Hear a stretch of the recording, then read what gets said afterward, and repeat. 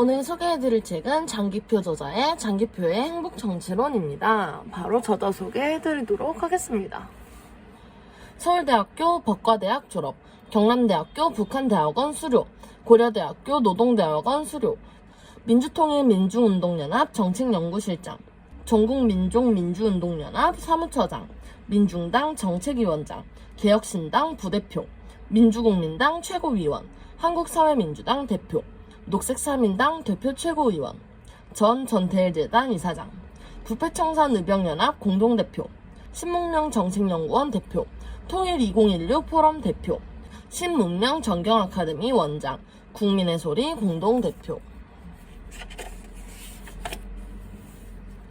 목차는 제1장 문제제기, 제2장 자아실현의 행복을 누릴 수 있는 조건, 제3장 자아실현을 구현할 국가발전 목표, 제4장 자아실현 국가를 건설한 이념과 정책, 제5장 녹색사회민주주의의 기본원리와 기본원칙, 제6장 자아실현 세상을 위한 녹색사회민주주의 중요정책, 제7장 보론 중요정책에 대한 해설.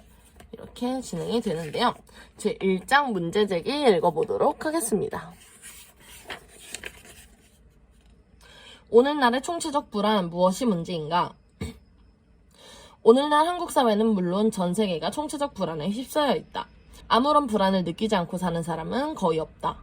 대량 실업과 소득 양극화, 비정규직, 청년 실업 등이다. 재정 적자, 무역 마찰 등 경제적인 어려움이 심각한 것도 문제지만 설사 경제적으로 여유가 있는 사람이라 하더라도 사회적 갈등과 흉악 범죄 등 불안을 느끼지 않을 수가 없다. 심지어 묻지마 범죄가 언제 어디서 일어날지 모르는 상황이니 불안을 느끼지 않고 살 수 있는 사람은 있을 수가 없다. 그래서 절대 다수의 사람들이 취업 불안, 양육 불안, 교육비 불안, 명퇴 불안, 질병 불안, 노후 불안, 범죄 불안 등에 시달리고 있다. 심지어 불안이라고는 모른 채 생기발랄하게 자라나야 할 청소년들도 온갖 종류의 불안에 시달리고 있다. 입시지옥은 물론 학교폭력에다 청소년 성폭력까지 만연하여 하루도 안심하고 살 수 있는 세상이 아니다. 우리나라의 자살률은 세계에서 1, 2위를 다투고 특히 노인 자살률과 청소년 자살률이 높은데 이러고서야 어떻게 사람이 사는 나라라고 말할 수 있겠나? 도대체 왜 이럴까? 국민소득이 3만 달러가 넘는 데다 인구까지 5천만 명이 넘어 3050 클럽, 곧 인구 5천만 명이 넘는 나라로서 국민소득이 30만 달러를 넘는 나라가 세계에서 7번째로 되어 명실상부 선진국이 되어간다는데 왜 이처럼 우리 사회 전체가 총체적 불안에 휩싸여 있을까? 그런데 이런 현상은 우리나라만의 현상이 아니라 국민소득이 높고 국민의 정치의식도 높은 소위 선진국들도 거의 다 마찬가지인데 왜 그럴까? 그리고 지금 당장 불안한 것도 문제지만 앞으로는 더 어려워질 것 같고 더욱이 이런 문제에 대한 온갖 처방이 끊임없이 제시되고 있는데도 오히려 나아지기는커녕 더 심해지고 있으니 보통 심각한 문제가 아니다. 도대체 왜 이럴까? 과학기술의 혁명적 발달로 사회적 생산이 비약적으로 발전한 데다 정보통신수단의 획기적 발달로 대중의 사회정치의식 또한 크게 고양되어 모든 사람이 자아실현의 보람과 기쁨을 누리며 해방된 삶을 살 수 있는 인간 해방의 시대가 도래한 것 같은데도 왜 해방된 삶을 살 수 있기는커녕 거꾸로 대량 실업과 소득 양극화, 환경 파괴, 인간성 상실 등으로 총체적 불안에 휩싸여 있을까? 더 큰 문제는 이처럼 전 세계가 총체적 불안에 휩싸여 있는데도 그 원인과 해법을 제대로 알고 있는 사람이 없어 보인다는 사실이다. 얼핏 생각하면 정치인이나 그 방면 전문가들은 경제 침체나 사회 불안 등 원인과 해법을 잘 알고 있을 것만 같지만 사실은 그렇지 못하다. 왜 알고 있지 못하다고 보는지에 대해서는 뒤에서 자세히 밝혀두고자 한다. 그런데 경제 침체 등의 해법을 그 누구도 제대로 알고 있는지 못하는데도 누군가는 그 해법을 알고 있겠거니 하고 생각하는 경우가 대부분이다. 그러니까 우리가 왜 이런 어려움을 겪고 있는지 또 어떻게 하면 이 어려움을 극복할 수 있는지 그 원인과 해법을 모르고 있다는 사실조차 모르고 있는 것이 오늘날의 이 시대가 안고 가는 진정한 위기이다. 위기의 원인과 해법을 모르고 있다는 사실조차 모르는데 어떻게 위기를 극복할 방안을 찾아낼 수 있겠는가? 그럼에도 불구하고 얼마 전부터 이런 말이 유행했다. 누구나 알 것은 다 안다고. 또 국민들이 정치인보다 더 잘한다고. 과연 누구나 알 것은 다 알고 국민들이 정치인보다 더 잘 알고 있을까? 분명히 말하건대 정치인도 잘 모르고 국민들도 잘 모르고 있다. 심지어 우리나라 정치인과 국민들만 잘 모르는 것이 아니라 선진국의 정치인과 국민들도 경제 침체 등의 원인과 해법을 잘 모르고 있다. 설마 그럴 리가 있겠는가 싶지만 그것이 사실이다. 어느 누구도 경제 침체 등 올바른 해법을 제시하지 못하고 있으니 말이다. 바로 이 사실, 즉 어느 누구도 오늘날 전 세계가 직면하고 있는 경제 침체와 사회 불안 등의 해법을 잘 모르고 있다는 사실을 알아야 한다.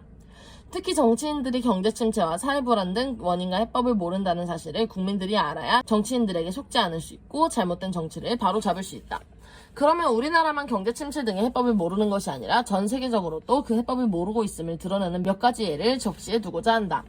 2008년 전 세계를 덮친 금융위기가 있은 후 그해 11월 경제학으로 유명한 런던 정경대학을 방문한 영국의 엘리자베스 여왕이 경제학자들에게 왜 아무도 미리 금융위기를 예측하지 못했느냐고 질책성 질문을 한 일이 있었다고 한다. 오죽하면 이런 질문이 있었을까 싶다. 금융위기를 예측하기는커녕 다들 희망 섞인 전망을 내놓고 있었는데도 금융위기로 세계 경제가 위기로 전락했으니 말이다.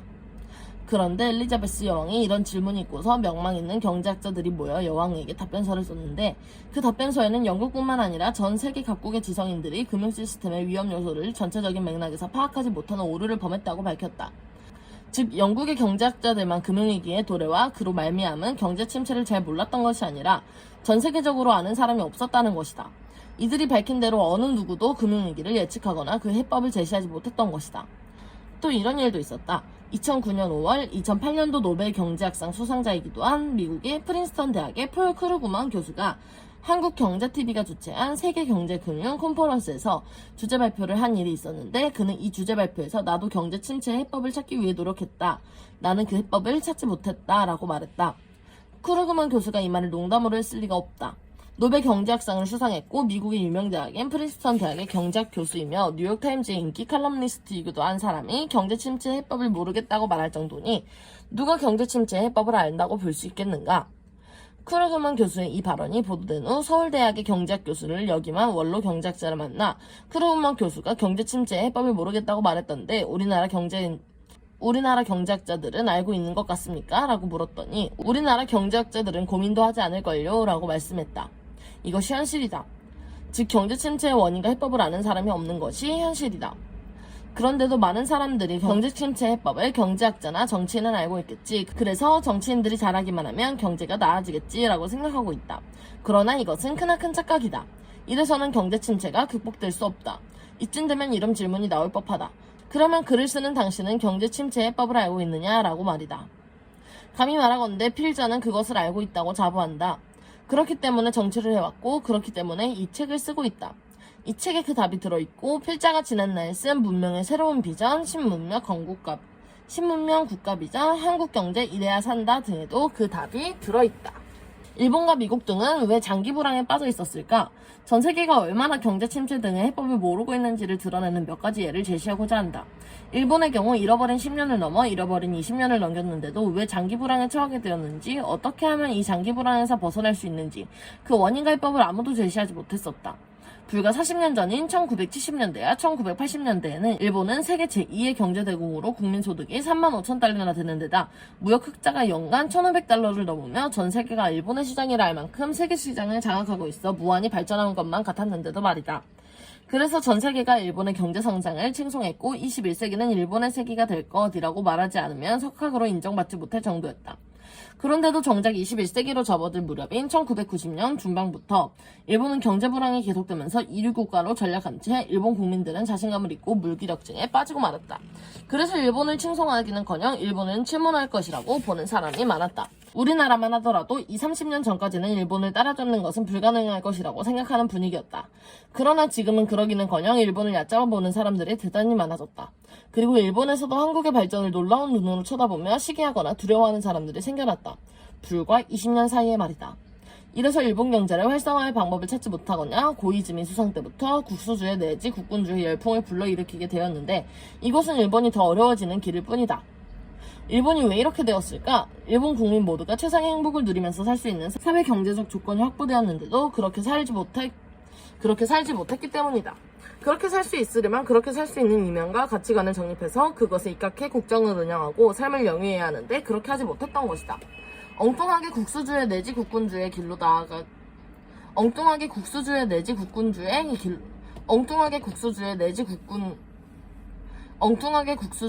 군국주의 길로 나아가게 되니 나라가 더 어려워질 수밖에 없다. 안타까운 일이다.